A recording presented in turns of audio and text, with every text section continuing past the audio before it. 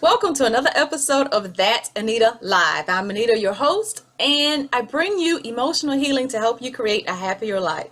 Today, I am excited to have with me via Skype, Miss Darlene King. Miss Darlene King is a minister in the Pennsylvania area who is living with HIV. The story of how she contracted HIV is amazing. Don't know how you would feel, but I know how I would feel. Let's dig into Darlene's story and see how would you react in her situation. Hi, Darlene. Hi, Anita. How are First of you? all, thank you. I'm well. Thank you for inviting me to your show. I'm really excited to be here with you. Thank you, obliging me for giving me the interview because I imagine you get contacted all the time with people asking you questions about your story. I do. I do meet a lot of people on social media, and I have, since the book came out, done several interviews. But it's very interesting how I don't do a lot of direct messages. So I believe it's only God when God ends up having me, connect with someone through a Yeah. direct message because I tend to ignore them Yeah, because you're getting crazy messages from all over the place. because somebody retweeted one of your tweets, and I said, no, that can't be right. And the more I dug, because I read the tweet again, and then I clicked to view your Twitter profile, and then I clicked to go to your website, and I was like, what? How? What? Who? How? This is above and beyond grace. I can't Yes. I can't even imagine. This is above and beyond grace. So let's dig a little into your story of tell us how you met. My husband, ex-husband, now who's my husband's deceased now, but we've known each other for our entire lives. We knew each other as kids from the time we were about 12 years old. We went to middle school and high school together. We were boyfriend and girlfriend off and on through the years. And around at our 10-year high school reunion, we started dating again seriously now as older individuals. And at that point, I was going through a divorce. He was separated from his children's mother, and we began to date. And that's how we became back into each other's lives. So And how long after you met at the 10th anniversary high school reunion? I've never been to one of mine. Thank God.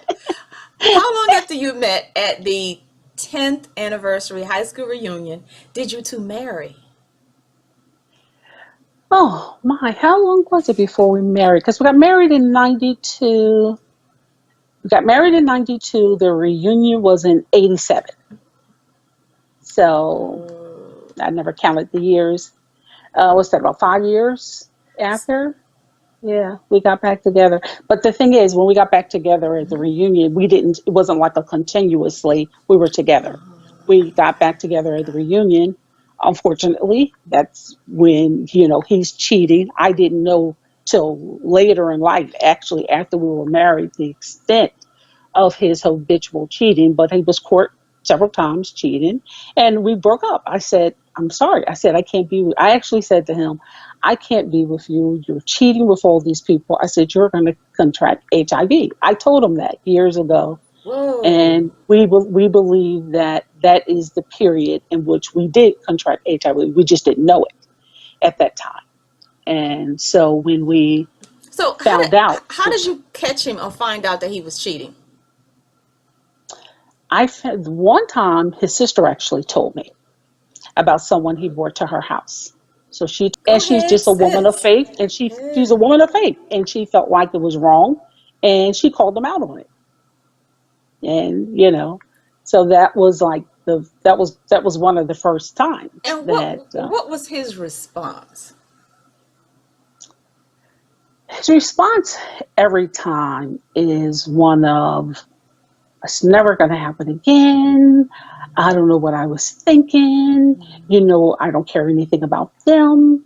It's always you. I've always loved you. That has always been his response every time it was court cheating over the entire years that we have been together. It was always, once he got court, I'm sorry, it's never going to happen again. Now, why I believed it repeatedly over and over again, that's a whole nother story.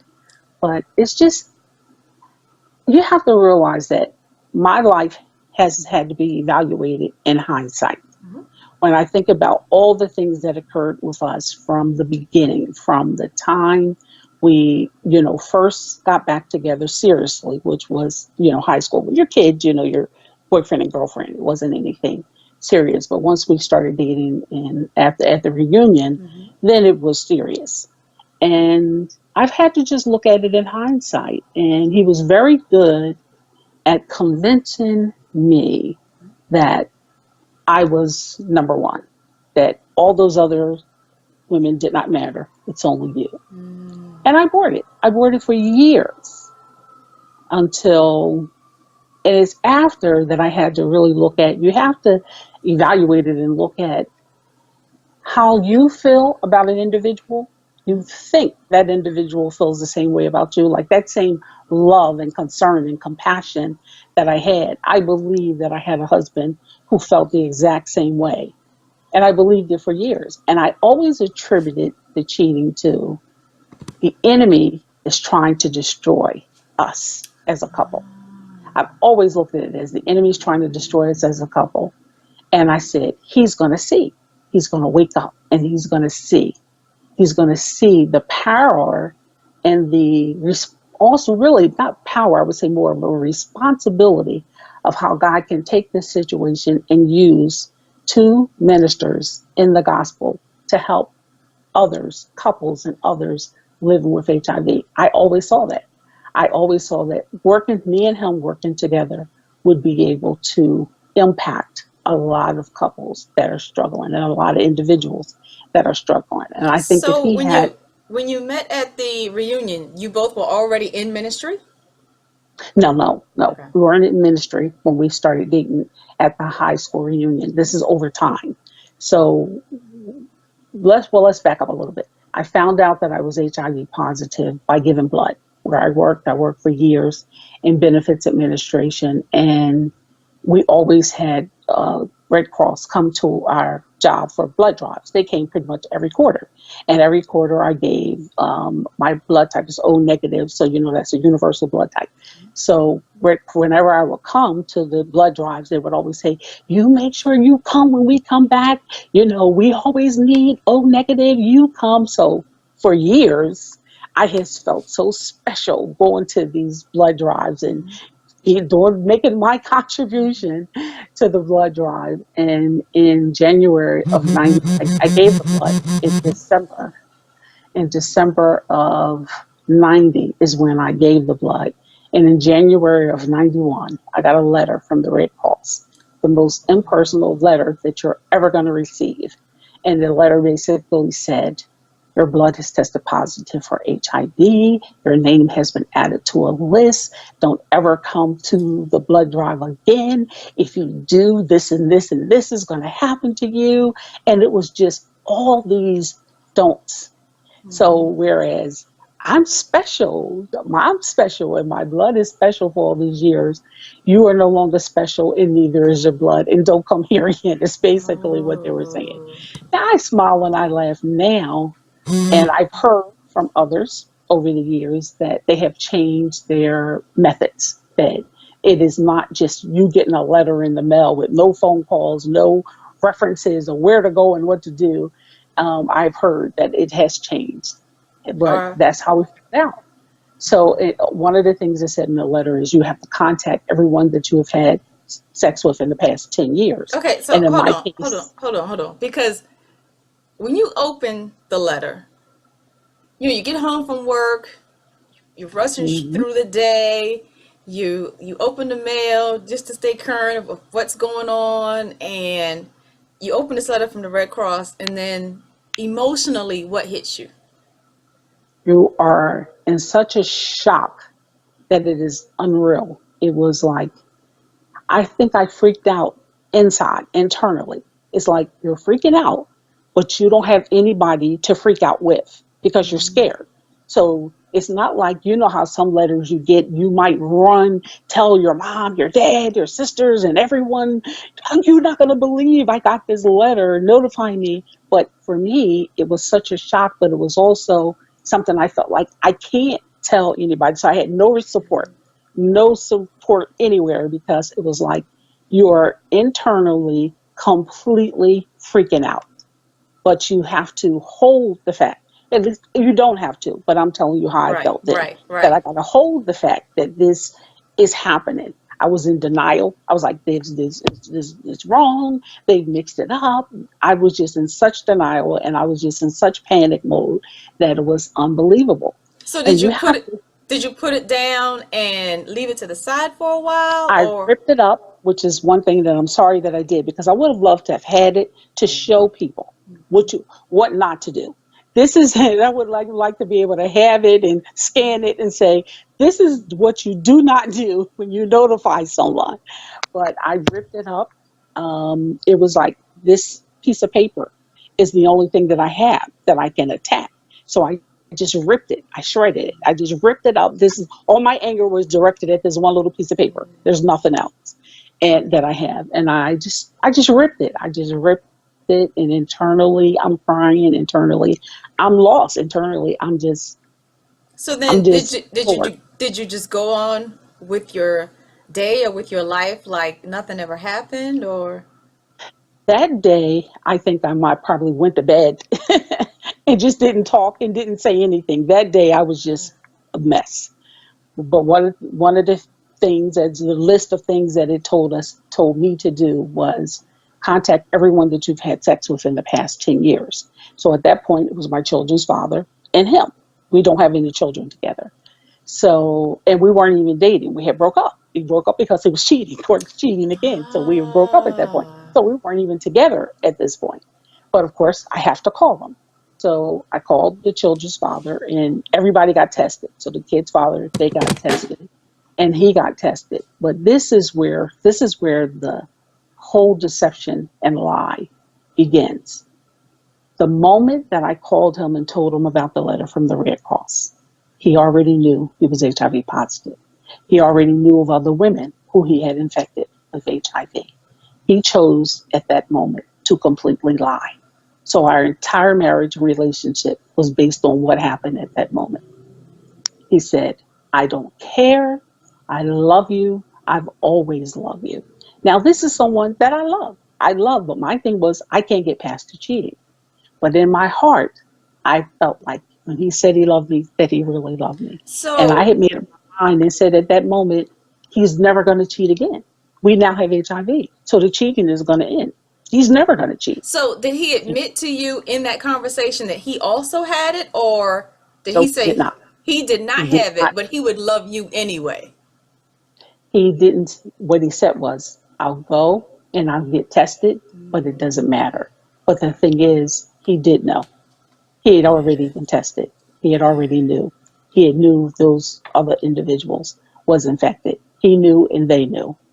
But he chose at that moment to lie and say he didn't. But that I didn't find that out till years later.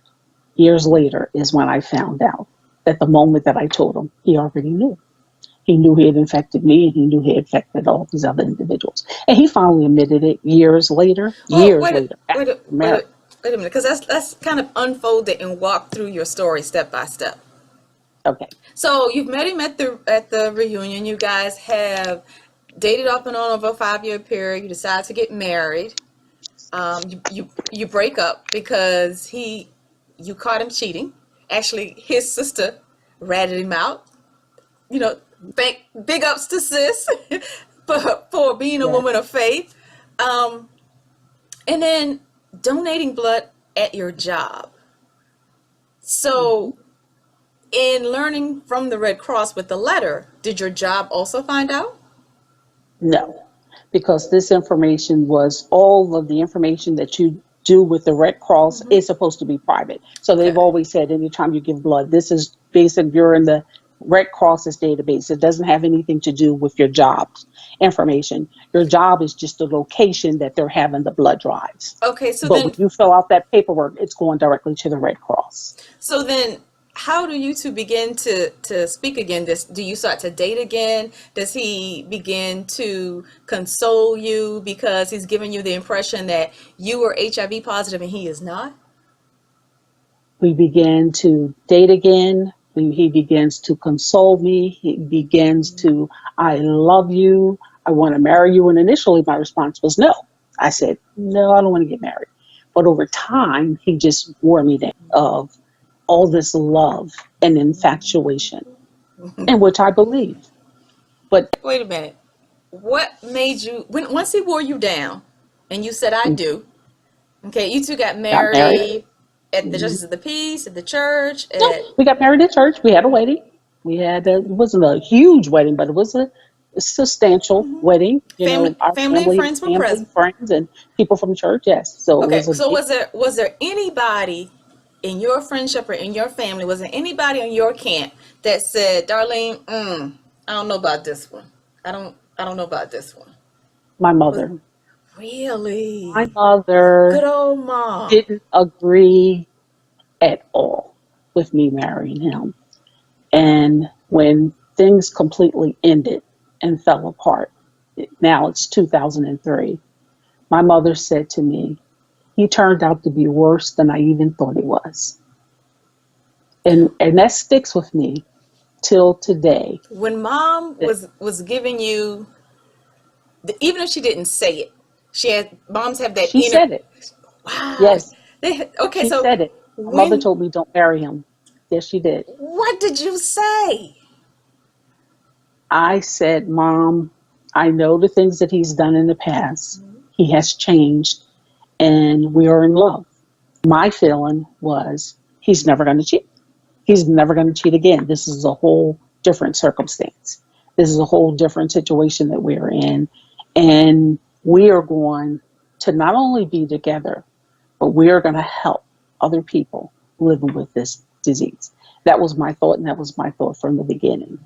And he never had any intentions of telling anyone that he was HIV positive. He forbid me from, this is after we got married, he forbid me from telling anyone that we were HIV positive. So this was the big thing for him that, for in his mind, that started this huge uprising in our marriage. I now a couple years in, we're married, and we're both dedicated, to church as far as all the youth programs and all the activities that's going on in church. And I was at a prayer breakfast, and I don't even remember the topic. All I remember is being so emotional and so torn that I broke down, and I told the women at the prayer breakfast that I was HIV positive. The Whoa. The women responded, the women wrapped their arms around me. But when he found out that I told women at the prayer breakfast, he went off. But for me, it was very freeing. It was like a release. It was a release having my friends and the women who are still my friends today, having their support and them wrapping their arms around me. I needed that support from other women and my friends, and I received it. So for him, it was devastating. But for me, it was wonderful having my friends know and having my friends support me in the way they did. And it's even more beautiful when I look at it today of two of the women that and they know who they are, Carl and Di. They just never let go of me, and Paulette. The three of them, they just never let go. I mean, they're my friends today. They've always been my friends, and I thank God for them because you really need that. You need that support. I know sometimes it's hard for people to tell, but you need a support system. I'm so thankful for the support system I have, and not only my girlfriends, but my sisters. My sisters and my mom. My mom has passed away now, but my sisters and my mom. I don't know where I would be without my sisters, my mom, and my friends. You You know, had to feel as if you were in a safe space. I did. I felt that moment that I was in a safe space But this is what I would say to all women, not just Christian women, but women, period. When we have like groups like that of women just coming together, we should always hold the safety and the confidence, no matter what the topic is. It could be breast cancer, it could be a divorce, it could be whatever. But if somebody releases in a safe space of just women, we as women need to keep that because you have to put yourself and say, what if I'm the one releasing in a safe space? So what happened is, unfortunately, some women went and gossiped. And a couple months later, our church is visiting my mother's church, and the children are singing in the choir at the second service. And me and my mom, is my daughter and my kids, sing in the choir. And we're outside me and my mom, we're just standing by the car, waiting for the kids to take off their little robes and, come out the church. So mom and I are just standing at the car.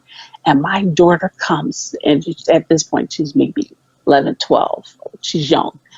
And my daughter comes running out the church and said, I don't want to say the little girl's name, but she's down there telling everybody you have AIDS. And my heart, because I hadn't told the children at this point, my heart just came, you're talking about your heart dropping. And I looked at my mother, and me and my mother, we just sank. And that's when then we had to sit the children down. We had to sit the children down and tell the children. So it was bad enough for him that I told these women, but now we have children teasing our children, which should have never happened. That's something that should have never happened. And it wouldn't have happened if women kept the safety of that The bond. circle, the sister circle. Did you have any people that just completely turned their back on you? Yes. It was interesting how older women, like the seniors, they stayed away from me. Not all of Really? them. There were some that was, still very supportive and very close to me. But there was some that I noticed that never went anywhere near me. Was there anyone So that was close to you that gave you that feeling of betrayal or disappointment by turning their back on you? That you thought was close to you, and if they knew, would be one would of support those. me? Yes. Yes. There were individuals like in my age range that I thought would be there that wasn't there, and I was a little disappointed. But it balances itself out because what happens is the people who you hadn't said to yourself, oh, they're going to be in my corner, those are the ones that you have end up with individuals totally in your corner that you had not anticipated would be in your corner for years. I'm talking about this has been, goodness, I'm losing track of the years, 26 years now. It'll be 26 years come this January. And that's how my friends have been for the past 26 years. They've been there to support me and the children.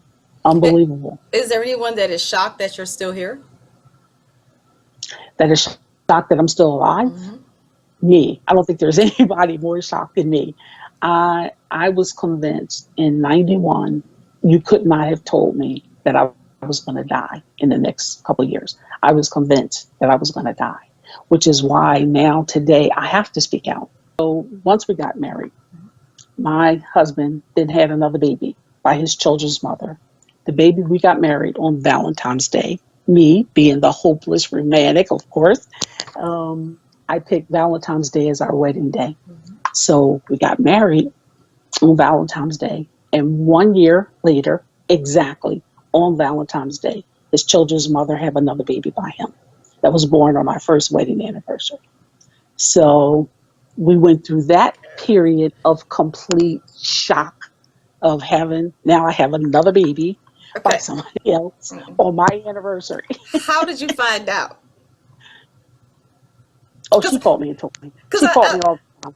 I love how the people I interview, they just kind of just roll through the milestones and events that are connected to their experience in their journey. I mean, they just kind of roll past it like everybody else is, accustomed to, and just, oh, okay, yeah, I understand. your husband, you find out that your husband just had another child. Okay, yeah, that's fine. I get that. No, wait a minute. And you're right. And it's like I'm rolling through it 2017. I wasn't rolling through it with a smile on my face. In 19, what was that? So you answered, ring That would ring. have been Hello. 93. Okay, so you answer the phone, ring ring. Hello. And what happens? Um, uh, she actually came to the house and said, Oh, my my bed is open to him and it will always be open to him. And that was in the beginning. And that's exactly what it was then for years. And so when I found, he told me, I think he told me that she was pregnant because, the baby's coming, you'll find out sooner or later. So then it wasn't like I had all this, oh, okay, no problem. It was a big blow up. You know what I mean? It was a big argument. It was a big fight. And me still being at a place where the enemy's trying to destroy what we're trying to do to help children, what we're trying to do to help the community, what we're trying to do to help people with HIV. So we made that decision. Okay, this is what we have. He's here. He's ours. I've always looked at him as mine. He was mine from the time that he was born.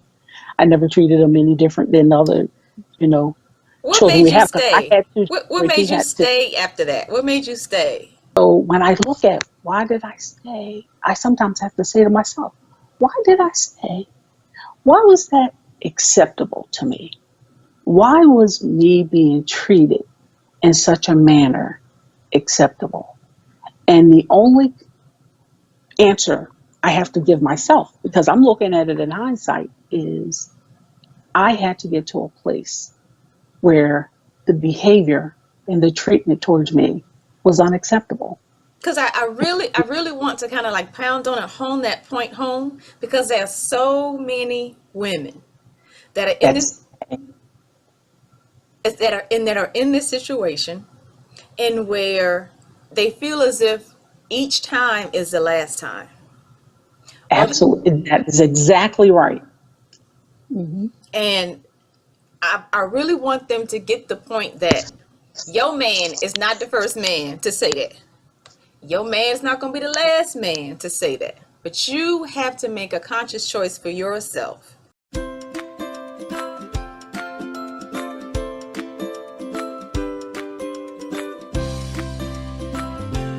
Welcome to That Anita Live TV on YouTube.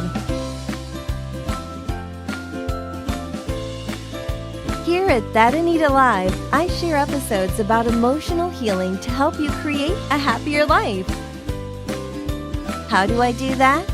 Through awareness, education, and most importantly, you, the community. By sharing tips and techniques from real people with real stories of overcoming trauma and abuse to live relentless lives.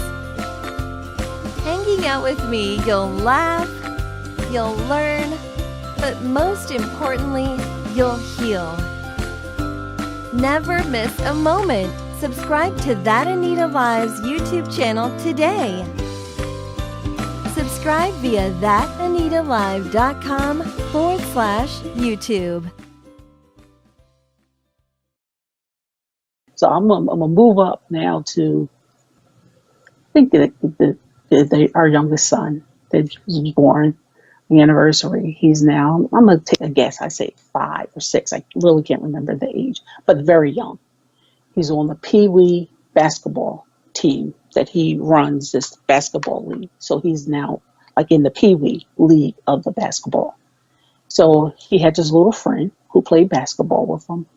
My husband worked nights and sometimes weekends. So on the weekends, this little boy would always come over to our house, spend the weekend with us every weekend.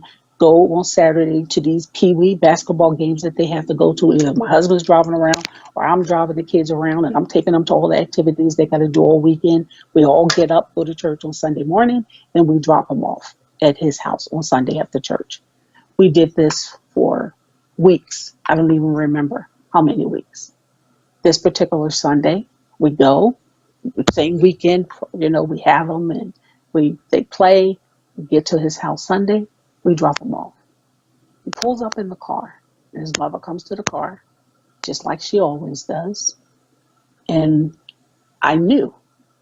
I looked at her, and I looked at him. It's not like she said anything inappropriate. He didn't say anything inappropriate, but I looked at her, and I looked at him, and I said, he's sleeping with her. I knew it. I knew it in my heart. How I knew it, I don't know it. I think women just see. I think we see stuff that other people don't see. And I knew it. But now all 5 of the kids are in the car. I can't open my mouth. I didn't say a word.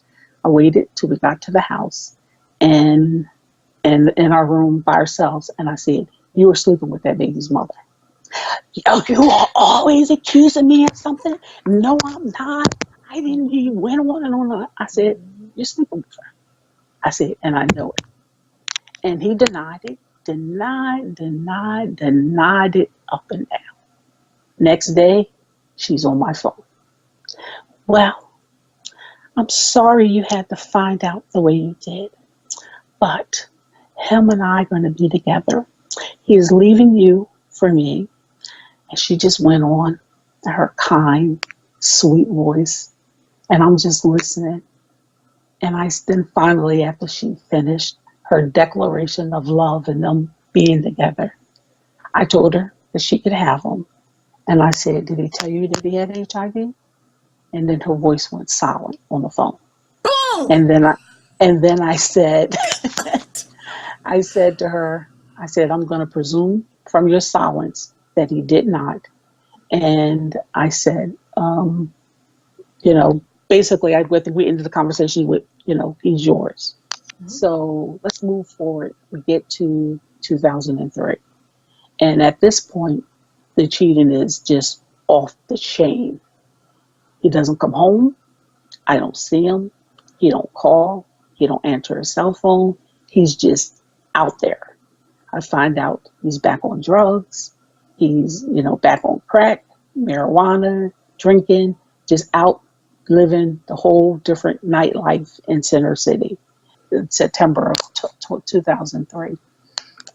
He didn't come home. He hadn't been home. And he finally comes home. At this point, I'm no longer going to church, and I'm not sending my girls to church. His oldest son lived with us, so he's still going, his son's still going, and his mother also went to our church. And so everybody's still going but me and the girls. So come home, and we get into this big argument. And I said, I'm leaving. One of the things that we had agreed to when we were in Philadelphia was that if we moved together to Delaware, I don't have to leave again. Because all these times we broke up, I'd leave, pack up all my stuff, me and the girls, and then I'd come back. Back up, leave, come back. And I said, if we get back together, I'm never packing up again. You have to promise me that if things don't work out, you're going to be the one to leave. So now here we are at 2003, and it's not working. And I said, you have to leave. And we get into a big argument. He says, I'm not going anywhere. And I said, okay. I said, I'm going to leave. But I knew at that moment that when I left, I wasn't coming back.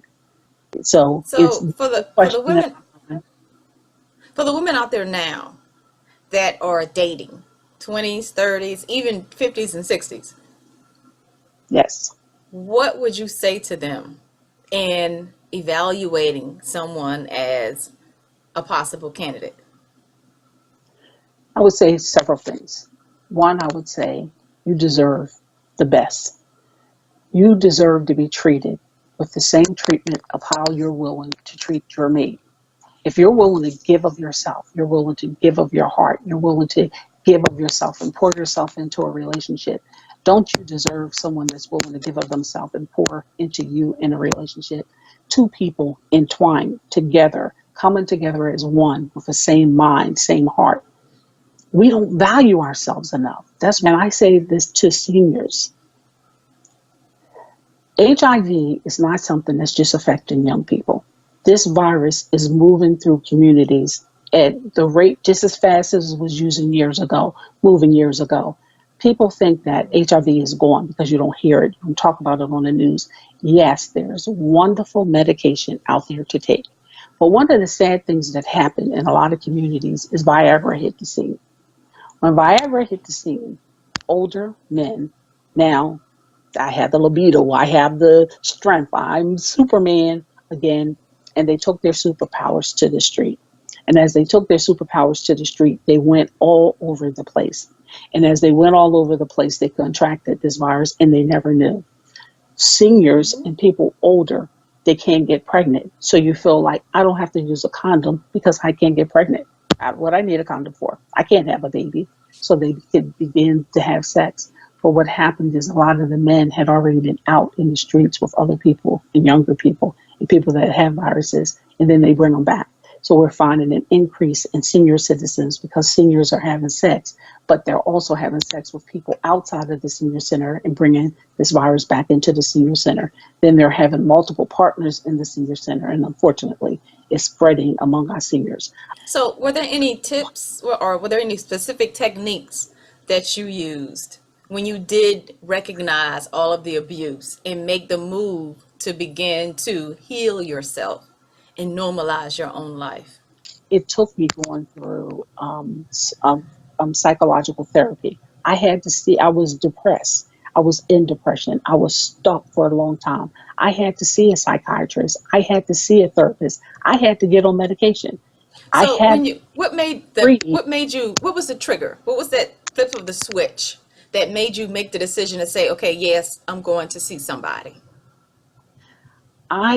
When the children were young and they were still in school, couldn't wait for these kids to leave the house and go to school. And when they would go to school, I would just sit there and cry all day.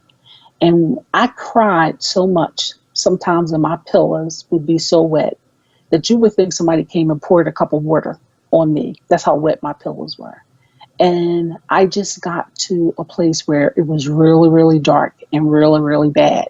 And my doctors recognized it. The one thing that I did do over the years, I've always seen my doctors because I have a lot of medical conditions. In addition to this HIV, I have other things that are going on with me. And my doctors recognized it.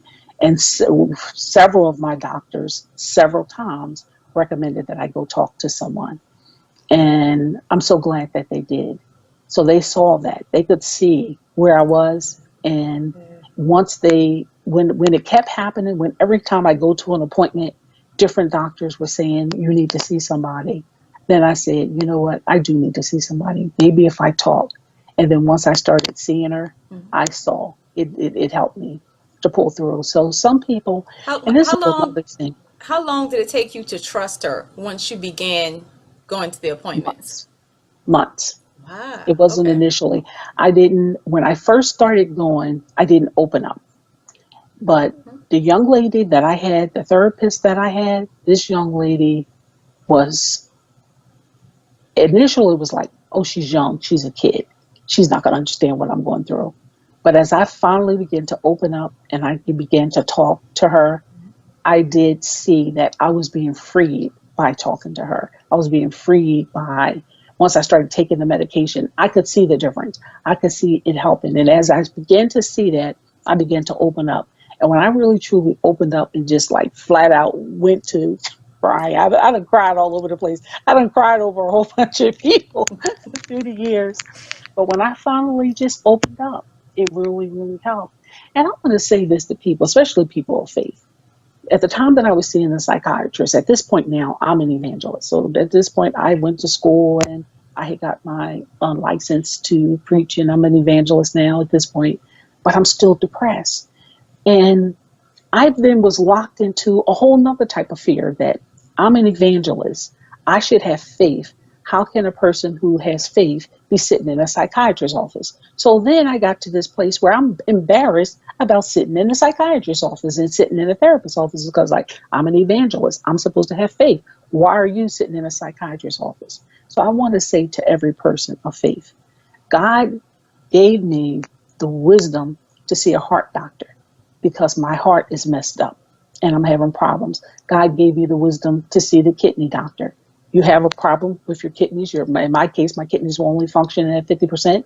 Guess what? I started seeing a specialist. God gave me the wisdom to go to that specialist. My heart is messed up. He gave me the wisdom. I have HIV, so I have to see an infectious disease doctor. But God gave me the wisdom. He gave you the wisdom to see all these professionals because you have something that's wrong with your body.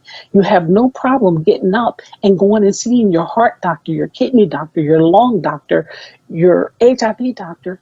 You also have another problem. Mental illness is a problem in our community, and we got to stop sitting in denial of it. So if he gives you the wisdom to go see somebody, go see them. I had to have just the same faith that I had to have the wisdom to go see the heart doctor. I had to have that same faith to have the wisdom to go see the psychiatrist. Now, was there any particular technique that the therapist used in your counseling sessions, or was it just talking to her that made It you was feel, talking. Yeah, it wasn't, I can't think of any specific technique that she used, but what she or did is anything she that she just had you talked. practice, like at home or between appointments? I can't, it's been years, so I apologize that I don't Mhm. remember every instruction that she gave me. But what I do remember was just being freed by releasing it.